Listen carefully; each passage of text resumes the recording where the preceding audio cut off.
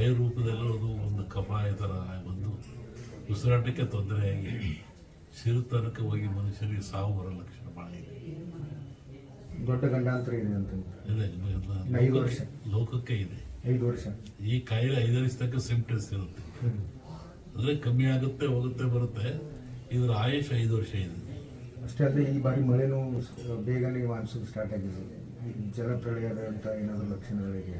ಈ 4 ಮೊನ್ನೆ ಹೇಳಿದ್ದಲ್ಲ, ವಾಯು ಜಾಸ್ತಿ ಇದೆ, ಜಲದ್ದು ಜಾಸ್ತಿ ಇದೆ, ಮೇಘಸ್ಫೋಟ ಆಗೋ ಲಕ್ಷಣ ಭಾಳ ಇದೆ, ಹಿಮಾಲಯದಿಂದ ಅಪಾಯ ಇದೆ, ಅದು ಡೆಲ್ಲಿವರೆಗೆ ಆವರಿಸ್ತದೆ, ಭೂಕಂಪಗಳು ಭಾಳ, ಜನಗಳ ಸಾವುಗಳು, ಮತೀಯ ಗಲಭೆ ಹೆಚ್ಚು, ಅರಸ ನರಮನೆಗೆ ಕಾರ್ಬೋಡ ಕವಿದಿತ್ತು.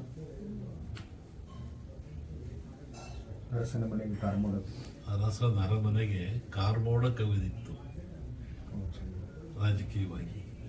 ನೀವು ಹೇಳಿದ್ರಿ ಈಗ ಮತೀಯ ಗಲಭೆಗಳು ಸ್ಟಾರ್ಟ್ ಆಗಿ ಯುದ್ಧದ ಭೀತಿಯೂ ಸಹ ಇದೆ. ಹೇಳಿದ್ರೆ ಆಯ್ತಲ್ಲ, ಇದು ಮತ್ತು ವಿದ್ಯುತ್ ಪ್ರಾರಂಭ ಆಗ್ತದೆ. ಜನರಲ್ಲಿ ಅಶಾಂತಿ ಇದೆ. ಇದು ಹೊಸ ಹೊಸ ದೇಶಗಳು ಉತ್ಪತ್ತಿ ಆಗ್ತವೆ, ಕೆಲವು ದೇಶಗಳು ಎಳೆದು ಹೋಗ್ತವೆ. ಅನೇಕ ರಾಜಕೀಯ ಮುಖಂಡರಿಗೆ ಸಾವಿದೆ, ನೋವಿದೆ, ಥ್ರೆಟ್ ಇದೆ. ರಾಜಕಾರಣದಲ್ಲಿ ಮೇಘಸ್ಫೋಟ ಬಹಳ ಇದೆ ಜಗತ್ತಿನ ಇದರಲ್ಲಿ. ರಾಜಕಾರಣದಲ್ಲಿ ನಮ್ಮಲ್ಲಿ ಈ ಸಾಮಾನ್ಯವಾಗಿ ಭವಿಷ್ಯದಲ್ಲಿ ಯುಗಾದಿ ಒಂದು ಭವಿಷ್ಯ ಬರುತ್ತೆ, ಆಮೇಲೆ ಸಂಕ್ರಾಂತಿ ಭವಿಷ್ಯ ಅಂತ ಬರುತ್ತೆ. ಯುಗಾದಿ ಭವಿಷ್ಯ ಮಳೆ ಬೆಳೆ ಜನ ಇವೆಲ್ಲ ಹೇಳ್ಬೋದು. ಸಂಕ್ರಾಂತಿ ಭವಿಷ್ಯದಲ್ಲಿ ರಾಜರ ಬಗ್ಗೆ, ದೊಡ್ಡ ದೊಡ್ಡ ವ್ಯಾಪಾರಸ್ಥರ ಬಗ್ಗೆ, ಶ್ರೀಮಂತರ ಬಗ್ಗೆ ಅದು ಬರುತ್ತೆ ಅದರಲ್ಲಿ. ಸಂಕ್ರಾಂತಿಯವರಿಗೇನು ಸರ್ಕಾರಕ್ಕೆ ಅಪಾಯ ಇಲ್ಲ, ಸಂಕ್ರಾಂತಿ ಭವಿಷ್ಯ ನೋಡಿ ಹೇಳ್ಬೋದು ಏನಾಗುತ್ತೆ. ಆ ಮಧ್ಯೆ ಹೇಳಿದ ಕಾರ್ಬೋಡ ಕವಿದೀತು, ಯಾರಿಗೂ ಯಾವುದೂ ಒಳ್ಳೆ ರೀತಿ ನಮ್ಗೆ ಸಿಗ್ತಾ ಇಲ್ಲ. ಕೊನೆಯಿಂದ ಅದು ಸ್ವಲ್ಪ ಹುಷಾರಿರೋದು ಒಳ್ಳೆ, ಪ್ರಿಕಾಷನ್ಸ್ ಇರೋದು ಒಳ್ಳೆ. ಈ ಸಲ ಬರುವಂಥ ಕಾಯಿಲೆ ಘೋರವಾಗಿದೆ. ವಾಯು ರೂಪದಲ್ಲಿರೋದು ಒಂದು ಕಫಾಯ ಥರ ಒಂದು ಉಸಿರಾಟಕ್ಕೆ ತೊಂದರೆಯಾಗಿ ಸಿರುತನಕ್ಕೆ ಹೋಗಿ ಮನುಷ್ಯರಿಗೆ ಸಾವು ಬರೋ ಲಕ್ಷಣ ಭಾಳ ಇದೆ. ದೊಡ್ಡ ಗಂಡಾಂತರ ಇದೆ ಅಂತ ಇದೆ 5 ವರ್ಷ ಲೋಕಕ್ಕೆ ಇದೆ. 5 ವರ್ಷ ಈ ಕಾಯಿಲೆ 5 ವರ್ಷ ತನಕ ಸಿಂಪ್ಟಮ್ಸ್ ಇರುತ್ತೆ. ಅಂದರೆ ಕಮ್ಮಿ ಆಗುತ್ತೆ, ಹೋಗುತ್ತೆ, ಬರುತ್ತೆ. ಇದರ ಆಯುಷ್ 5 ವರ್ಷ ಇದೆ. ಅಷ್ಟೇ ಅಲ್ಲದೆ ಈ ಬಾರಿ ಮಳೆನೂ ಬೇಗನೆ ಮಾನ್ಸೂನ್ ಸ್ಟಾರ್ಟ್ ಆಗಿದೆ. ಜಲಪ್ರಳಯದ ಅಂತ ಏನಾದರೂ ಲಕ್ಷಣಗಳಿದೆ? ಈ 4 ಮೊನ್ನೆ ಹೇಳಿದ್ದಲ್ಲ, ವಾಯು ಜಾಸ್ತಿ ಇದೆ, ಜಲದ್ದು ಜಾಸ್ತಿ ಇದೆ, ಮೇಘಸ್ಫೋಟ ಆಗೋ ಲಕ್ಷಣ ಭಾಳ ಇದೆ, ಹಿಮಾಲಯ ಮತ್ತು ಅನೇಕ ಘಟನೆಗಳು ಬರುವಂಥದ್ದು ಸಂಕ್ರಾಂತಿ ಪುರುಷನ ಮೇಲೆ ಹೇಳುವಂಥದ್ದು. ಇದು ಯುಗಾದಿ ಮೇಲೆ ಬರುವಂಥದ್ದು ಯಾವುದು ಅಂದರೆ ಚಂದ್ರಮಾನ ಯುಗಾದಿ. ಚಂದ್ರನನ್ನು ಆಧಾರವಾಗಿರಿಸಿಕೊಂಡು ಮಳೆ ಬೆಳೆ, ನಾಡಿನ ಸುಭಿಕ್ಷತೆ, ಆಗುಹೋಗುಗಳು, ರಾಜರು, ಆಳ್ವಿಕೆಗಳು, ಅವಘಡಗಳು, ದುಃಖ ದುಮ್ಮಾನಗಳು, ಸಂತೋಷಗಳು, ಇದ್ರ ಮೇಲೆ ಹೇಳುವಂಥದ್ದು ಯುಗಾದಿಯ ಸಂವತ್ಸರ ಫಲ ಅಂತ. ಇನ್ನೂ ಒಂದು ತಿಂಗಳು ಲೇಟ್ ಇದೆ ಯುಗಾದಿ, ಅದರಿಂದ ಆ ಫಲ ಹೇಳೋದು ಸ್ವಲ್ಪ ಕಷ್ಟ. ಈಗ ನೀವು ಕೇಳುವಂಥದ್ದು ಏನು ಅಂತಂದರೆ, ಮಳೆ ಬೆಳೆಗಳು, ಆರೋಗ್ಯ ಮುಖ್ಯವಾಗಿ. ನಮ್ಮ ದೃಷ್ಟಿಯಲ್ಲಿ ಕರ್ನಾಟಕಕ್ಕೆ ಬರುವ ಸಂವತ್ಸರದಲ್ಲಿ ಯಾವುದೇ ವಿಧವಾದ ತೊಂದರೆ ತಾಪತ್ರಯಗಳಿಲ್ಲ. ಮಳೆ ಬೆಳೆಗಳು ಚೆನ್ನಾಗಿ ನಡೀತವೆ, ಸುಭಿಕ್ಷತೆ ಇರ್ತದೆ ಮತ್ತು ನಾಡಿನಲ್ಲಿ ಯಾವುದೇ ಕೊರತೆ ಕಾಣ್ತಾ ಇಲ್ಲ. ಯುಗಾದಿಯ ನಂತರ ಕರ್ನಾಟಕದ ಬಗ್ಗೆ ಮತ್ತು ಜಾಗತಿಕ ಬಗ್ಗೆ ಭಾಳ ಅಜಾಗರೂಕತೆ ಇದೆ. ಕೆಲವು ಕಡೆ ಕುರುಬು ರಟ್ಟು ಅಂತಾರೆ, ಅದು ಕುರುಹಿನ ರಟ್ಟು, ಮುಂದೆ ಏನಾಗಿ ಕುರು ಅಂತ ರಟ್ಟು ಅಂತಕ್ಕಂಥದ್ದು. ಹಾಲು ಕೆಟ್ಟರು ಹಾಲು ಮತ್ತು ಸಮಾಜ ಕೆಡಲ್ಲ ಅಂತಾರೆ. ಹಕ್ಕ ಬುಕ್ಕರು ವಿಜಯ ಸಾಮ್ರಾಜ್ಯವನ್ನು ಕಟ್ಟಿದರು. ಇದು ಹೇಳೋ ಉದ್ದೇಶ ಏನು ಅಂತಂದರೆ, ಇವತ್ತು ಆಲಮತ್ ಸಮಾಜದವ್ರ ಕೈಲಿ ರಾಜ್ಯದ ಅಧಿಕಾರ ಇದೆ, ಬಿಡಿಸಿಕೊಳ್ಳೋದು ಸುಲಭ ಅಲ್ಲ. ಅವರಾಗೇ ಬಿಡಬೇಕೆ ಹೊರತು ನೀವು ಬಿಡಿಸಿಕೊಳ್ಳೋದು ಸುಲಭವಲ್ಲ. ಮುಂದಿನ ವಿಚಾರವನ್ನು ಯುಗಾದಿ ಮೇಲೆ ಹೇಳ್ತೀವಿ. ಹಾಗಾಗಿ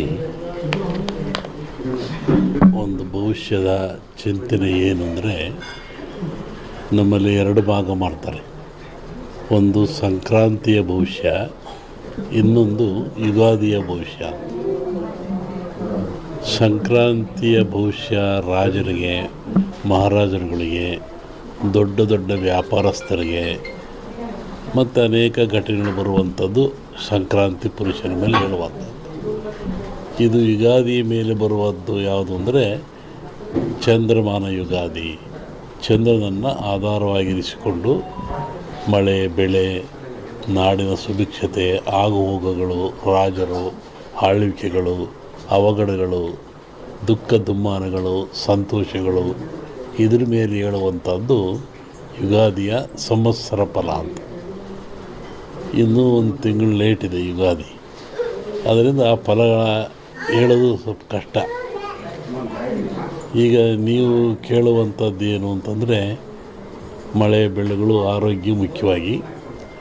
ನಮ್ಮ ದೃಷ್ಟಿಯಲ್ಲಿ ಕರ್ನಾಟಕಕ್ಕೆ ಬರುವ ಸಂವತ್ಸರದಲ್ಲಿ ಯಾವುದೇ ವಿಧವಾದ ತೊಂದರೆ ತಾಪತ್ರಯಗಳಿಲ್ಲ.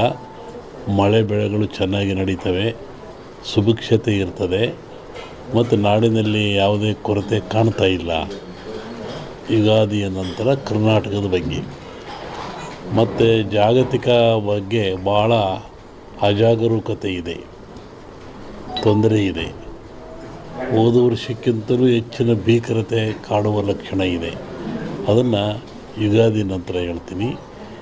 ಇತ್ತೀಚಿನ ದಿನಗಳಲ್ಲಿ ಎಲ್ಲರೂ ನೋಡಿದಂಗೆ ಭೂಕಂಪಗಳು ಹೆಚ್ಚಾಗ್ತಾ ಇದ್ದಾವೆ. ಇದನ್ನು ಒದರಿಸುವೆ ಹೇಳಿದ್ವಿ ನಾವು. ಇದನ್ನು ಭೂಕಂಪಗಳು, ಭೂಮಿ ಅಗಲತಕ್ಕಂಥದ್ದು, ಜನರಿಗೆ ಸಾವು ನೋವು ಆಗ್ತಕ್ಕಂಥದ್ದು, ಕಟ್ಟಡಗಳು ಬೀಳ್ತಕ್ಕಂಥದ್ದು ಇದು ಮುಂದುವರಿದ ಜೊತೆಗೆ ಭೂ ಸುನಾಮಿ, ಜಲ ಸುನಾಮಿ, ಬಾಹ್ಯ ಸುನಾಮಿ ಅಂತ ಇಲ್ಲಿವರೆಗೂ ಬರೀ ಜಲ ಸುನಾಮಿ ಆಗ್ತಾಯಿತ್ತು. ಸಮುದ್ರದಲ್ಲಿ, ಸಾಗರದಲ್ಲಿ ಸುನಾಮಿ ಬಂದು ತೊಂದರೆ ಆಗ್ತಾಯಿತ್ತು. ಈ ಸತಿ ಭೂ ಸುನಾಮಿನೂ ಇದೆ. ಭೂಮಿ ಒಳಗೆ ಸುನಾಮಿಯಾಗಿ ಕಂದಗಾಗ್ಲಕ್ಷದ್ದು. ಜಲ ಸುನಾಮಿನೂ ಹೆಚ್ಚಿದೆ. ಬಾಹ್ಯ ಸುನಾಮಿ ಅಂತ ಬಾಹ್ಯಾಕಾಶದಲ್ಲೂ ಆ ತೊಂದರೆ ಆಗ್ತಕ್ಕಂಥ ಲಕ್ಷಣ ಇದೆ. ಅದನ್ನು ಯುಗಾದಿ ನಂತರ ಹೇಳ್ತೀನಿ. ನೀವು ಭಾಳ ಅಪೇಕ್ಷೆ ಪಡುವಂಥದ್ದು ರಾಜಕೀಯ. ಏನಾಗುತ್ತೆ, ಏನಾಗ್ತಾರೆ, ಎಂತ ಆಗ್ತಾರೆ ಅಂತ ಒಂದು ಸಾಂಪ್ರದಾಯಿಕವಾದ ಮಾತು. ಎಲ್ಲ ಧರ್ಮಗಳು ಇದ್ದಾವೆ, ಎಲ್ಲ ಸಮಾಜಗಳು ಇದ್ದಾವೆ, ಎಲ್ಲ ವರ್ಗದವರು, ದೈವದವರು ಈ ಭೂಮಿಯಲ್ಲಿ ವಾಸ ಮಾಡ್ತಾ ಇದ್ದಾರೆ.